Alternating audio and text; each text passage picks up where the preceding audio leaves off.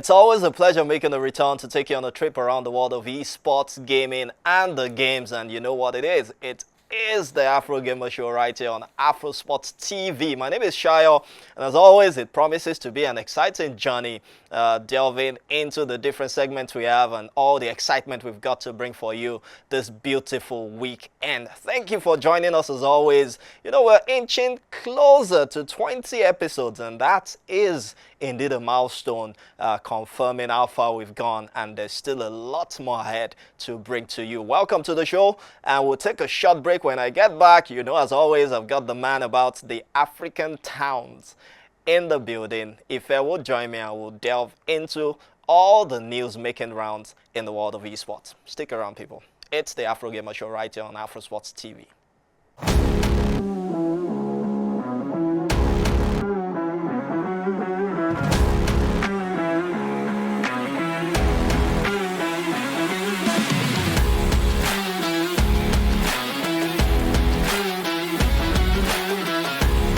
All right, welcome back. It's still the Afrogamer show, and yes, like I told you, it is an episode you don't want to miss, and I think I say that all the time, and that's because there's always something fresh we've got to serve you every week, and that's exactly what's happening today again. Welcome back, and it's straight to the news right now. Ife is joining me. Don't forget, he is the managing editor of the Afrogamer. That's the website, theafrogamer.com. That's where you get all the juicy gist, and we just, you know, glean from there, bring it right here so they become a subject of discussion and a bit more analysis on what you get to read. Ife, welcome to the show. How's the week been, and how are you preparing for the weekend? Hello Shayo, happy to be back once again. Interesting week so far. A few things have happened over last weekend and this weekend in terms of esports, and I'm excited to be unfolding them on this episode. All right, very excited also, and we're starting not from home this time.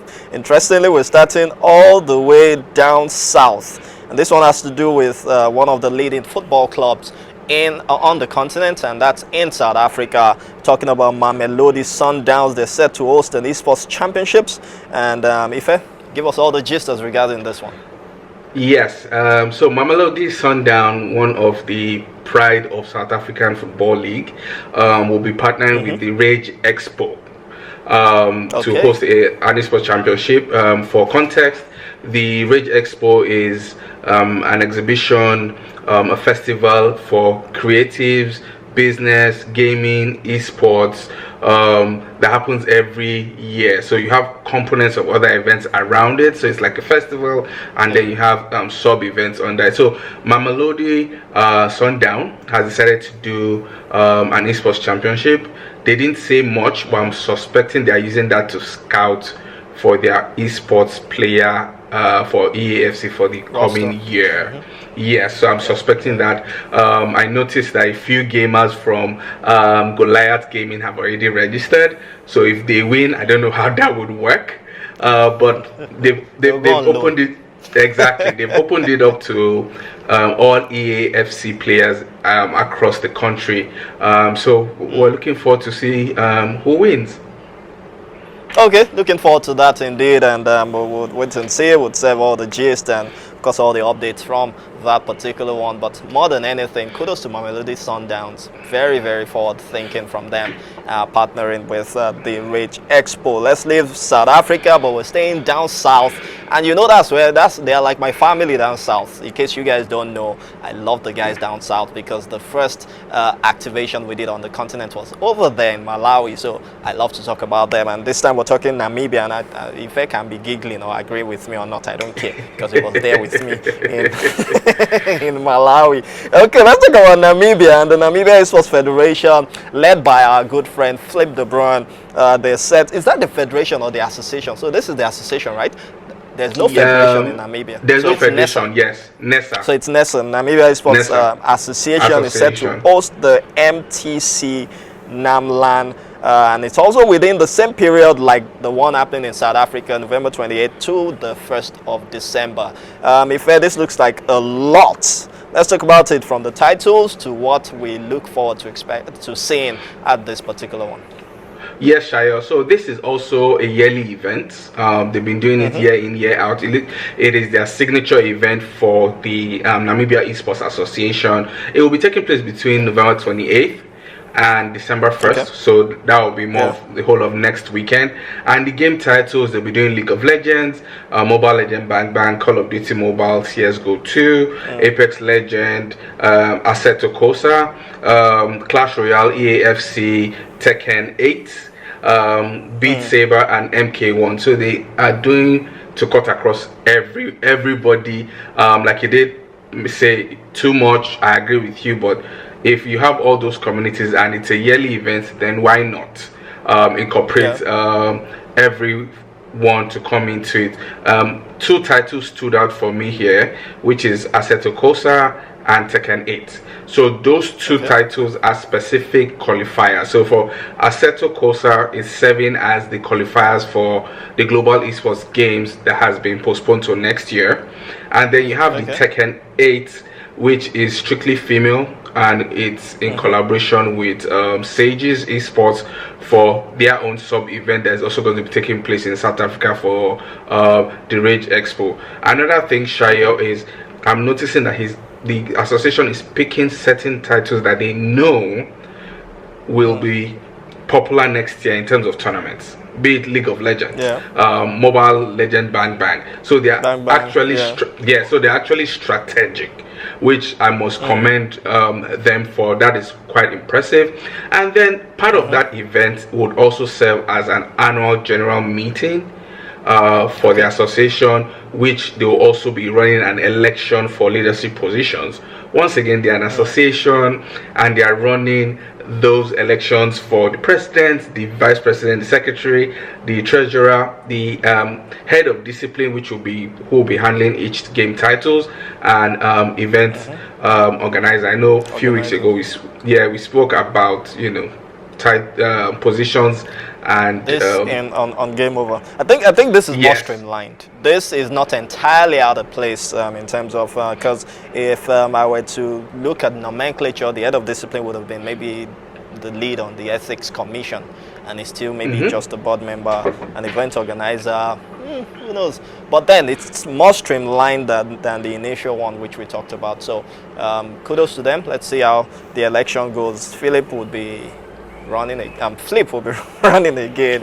I believe probably winning again. We'll keep our fingers crossed, but there's a need to know how many years a term would be, or is it a perpetuity? But all the best to them and whoever else will be competing for the different offices there. Let's come back to West Africa and FEJA. We talked about that last week, and it was good to finally see our own boy Chux from Nigeria, after several trials, clinch the Street Fighter 6 title, and I think he's made up for that loss at Gamer X3, Gamer 3, the Gamer event last year when he lost in the final. So good stuff from Chux. Yes, well, I'm happy he pulled a comeback, because after that loss at Gamer X3, many people had already started speculating, the glory days are starting to come. Exactly. So for him to now come back after 6 tries for FEJA to actually clinch it, I'm happy for him. I hope it's not just a flash in the pan or a case of weaker opponents, but once again, you only play who is in front of you. So I hope he's using that to he's using that to strengthen himself. Another surprise was Tekken. So Tekken, the fan favorite, Shaoling has been to the Esports World Cup. He has been to the previous event by Saudi before the World Cup. I don't remember what it was called now. So Gamers 8. So he's a fan favorite. He's popular, and then he was shocked in the final. He got to the final, and he was shocked by DarkMood Angel from Togo. When I saw the fixture, I was like, this is a no-brainer. Shaoling will take this. But surprisingly, and you know how fans are, once you've reigned so much, they are always looking for who is going to shock you, and the crowd went wild. So I hope it's a learning curve for him, that it's time to go back to the drawing board, prepare yourself, because there will be more events next year, and then get ready to take the crown back and and become regain the glory days being the king of Tekken in Africa. Of course, more than anything, what I believe is there would always be these instances. It's the same way you would not see Morocco or Egypt or Ghana or Nigeria win the Africa Cup of Nations in football every year. You understand? So there would always be this kind of instances, and for me, it's a good vibe for the games, considering the fact that it builds confidence in some other people to believe they can take these guys on. But let's come back to Chux, and I have two questions. First question is, how soon is it possible for Chux to break onto the international scene? You're just talking about this guy now, Shaoling, and a few other ones that we've seen, even if they've not won any international tournament, but they've played on those big stages and those big platforms that have given them reckoning. How long more do you think it would take him to break into that international relevance? And two, which may impact the first question I asked, is how many years more do we think he has under his belt? Because if I'm right and I'm correct, Chux should be somewhere in his mid-30s right now, which means there's a lot of, the connection, like they say, connection and movement weighs in when age sets in. So two questions then. Let me just get your thoughts on that before we move to the next story. Yeah, so I'll be starting off with the second question first. I don't think he has long. Honestly, between you and I think I'll give him probably a year more. And why I say so is because, most especially because of the Olympic Esports Games. If there is a Street Fighter there, then that creates more awareness to more gamers about the title. Don't forget, at Gamer X3, we thought he was everything, be all, know all, until someone from Kenya came to surprise him. So if those titles show up in the Esports World Cup, if those titles show up in Olympic Esports Games, it would start to grow seeds to more gamers. And let's not forget that you have the Gen Zs that are coming into the fold from high school to university who also play these games. Don't forget that in Nigeria we haven't really had a proper sweep of gamers. And I am suspecting, I'm forecasting that come next year, this will be that time when those gates will flood open. So that's answering question 2. And for question 1, I think that international stage, everything he needs to do is in his hands. Shaoling has done that. That if the Tekken community is talking about anything global and they say Africa, his name would always come up. So he's networking. He is, collaborating with the Tekken players globally. Chux needs to do that. He needs to think beyond FEJA. So once again, he was able to go, that was last year, to the Global Esports Games. He saw a few Street Fighter players. How many of them has he collaborated with? How many of them has he how many of them has he had a stream session with, like, okay, I'm going to play you even if my network is not as good as yours? None. So the issue I have with him is he wins these things, or he competes in these things, and he goes back to his yes, he goes back into his shadow cocoon. He just goes back. So now that he has won FEJA, he will go back again till probably Nigeria needs a Street Fighter player somewhere, and then he'll come out. You will not see anything from him. So fingers crossed. If this is 1 year more for him to be in the limelight, I think it will be maybe 2 or 3, but let's wait and see. We know there's definitely a lot of on bundle talents out there that when there's more popularity, they would show up, and that makes it more difficult for the guys. We've seen that happen even with the EAFC, new kids, new cats as they are showing up for that. Okay, 2 more stories before we set off. First, let's talk about, and that's away from the continent but still with an eyeball on the continent, virtual Taekwondo wrapped up in Singapore. It was elaborate, it was exciting, it was good to see. We wanted to go there, but we didn't go eventually, but all the same, we heard before now that 6 African countries will be there, but at the end of the day, only 1 showed up there. What the problem is, we're still trying to find out. But rather disappointing, considering the fact that information about this has been out for a long while. The African contingent saw this in demonstration in Paris over 3 months ago, so there was enough room to get more than 5-6 African countries actually, or 10 thereabout. We're 54 ready for this one, but that did not happen. It is disappointing. Yes. So to try not to worsen the case, Shire, is we're told 6 countries. We're not given that list. I looked at the fixtures. I didn't see any African country, and I had to do more digging. And for registration, I noticed that someone from Rwanda was on the registration of athletes list. So registration is one thing, being on the fixture is another. So is it that the person registered and didn't show up? So whichever way, it is not acceptable. Like you said, you were there during the demonstration. You know about this. So there's no reason why Africa shouldn't have a decent representation. And that begs the question of what is going to happen next year, because now I'm starting to get worried that we'll probably see names on the list of registration, but there will not be anybody from Africa there. Yeah, big worry indeed. All right, on a final note, let's go all the way to Riyadh, where the World Esports Championships is taking place. That's powered by the International Esports Federation, and it's got some information about the African teams participating there. Egypt, Morocco, and how well they've done. Oh, not too well. Let's talk about that. First, Mobile Legend Bang Bang, and then PUBG Mobile.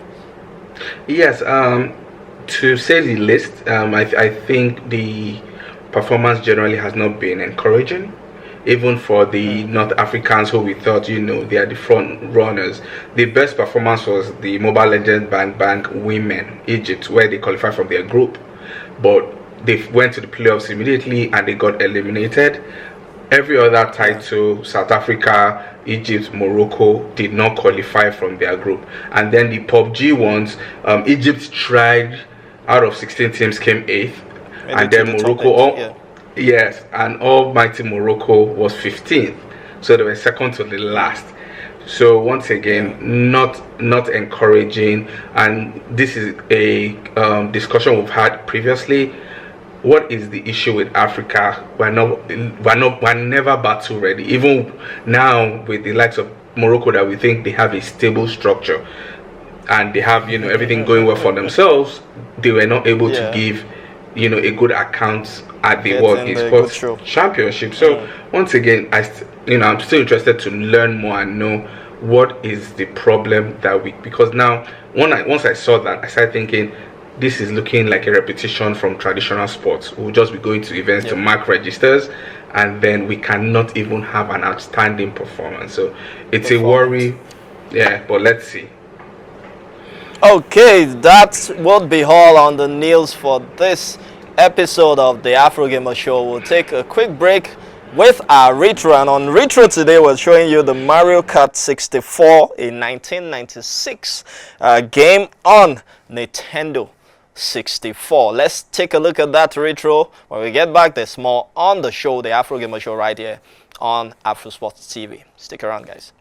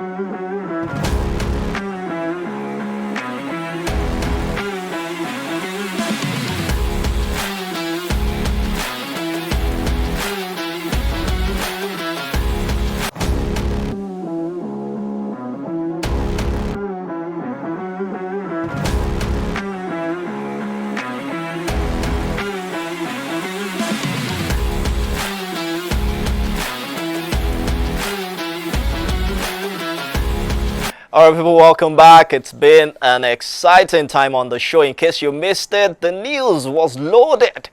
What were you doing? You should have joined us, but there's still more on the show, and that's why we're glad you've joined us right about this time. The retro was fun also, looking at Mario Kart on Nintendo 64.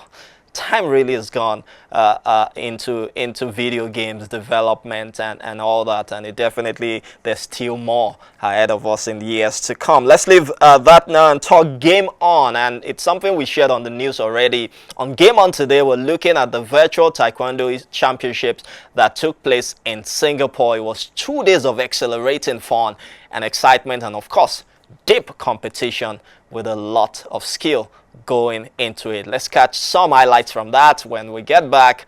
There is more on the Afrogamer show. Don't go away.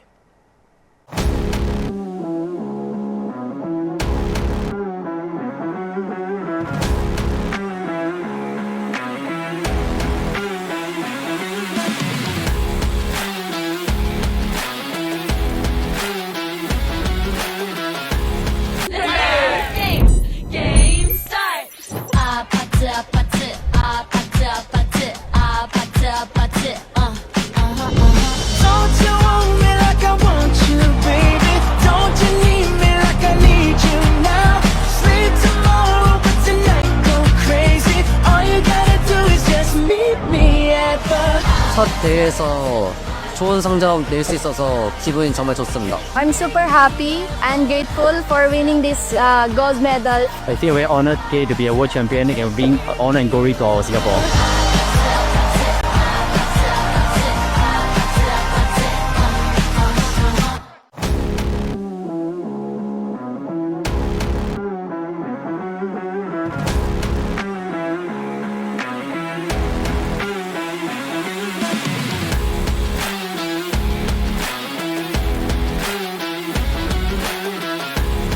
Alright, welcome back. That was all the way from Singapore, looking at the virtual Taekwondo championships, and we're looking forward to more happening, not just on the world stage, but also on the African continent. Come on, guys, 54 countries. We definitely can pull this together and do something on the continent, and we're hoping that would happen very soon. From the serious Game On, let's go to the fun side of games. And what are we showcasing today? We're showcasing someone playing EAFC on the entertainment screen on a flight. Trust me, that is an experience I want to live, and this is someone enjoying it. Let's see how he did it, and we'll be right back for the game over, which is our final lap on today's episode of the Afrogamer show.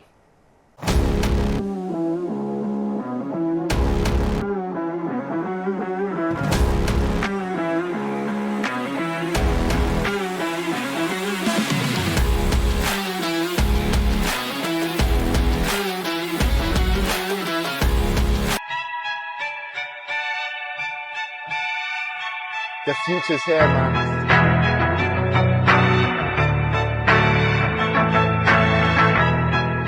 We're living in the future.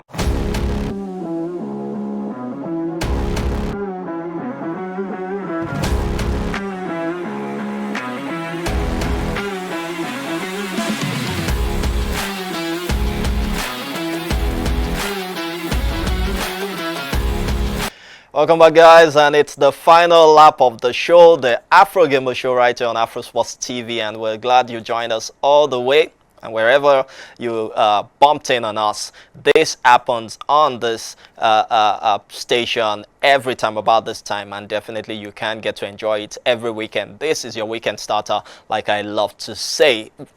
On Game Over, and this is time for Game Over, and that is our thought-provoking final segment every week on the show. And on Game Over today, we've got something interesting to talk about. So like I always say, come close, let's talk about it. So we saw that a few Africans, we talked about it before now, that a few African countries were going to be missing in action in terms of the gamers participating at the World Esports Championships. But kudos to the Saudi Esports Federation and of course the International Esports Federation, who brought in officials from these countries to participate in the General Assembly, and that is quite laudable, because there's nothing more like being there physically and interacting and networking with the other federations and associations from across the world. So we saw a few people there, including Nigeria, Ghana, who were all not having athletes participating, and the big question popped up in our heads as the Afrogamer show, that are we having a takeout from there, or it was just about sitting in there and listening in and lapping up all that was said? What are we bringing back home to execute, to change what we're doing, the way we're doing it as a country, as a federation, an association, or whatever nomenclature we bear it is? This is very important, considering the fact that information gotten from this kind of places is meant to be used to build our own ecosystem from the ground up, and we can then match up and say that we're, you know, a bit of relevant in terms of impact, in terms of innovation, and most importantly, you know, in terms of empowering the ecosystem where we operate.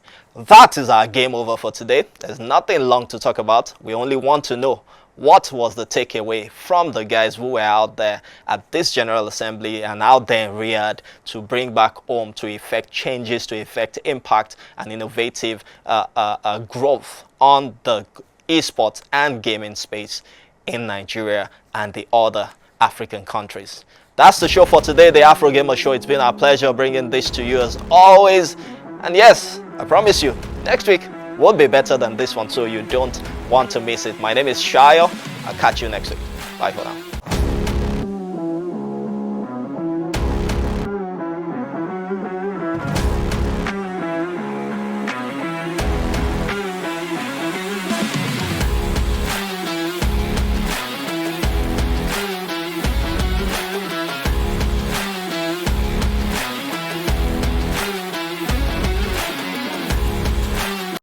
Your FEJA 8 Street Fighter 6 champion, and I'm so happy to have finally won. We've been coming every year for 6-7 years now, and happy to finally get the big W. And of course, thanks to Paradise Game.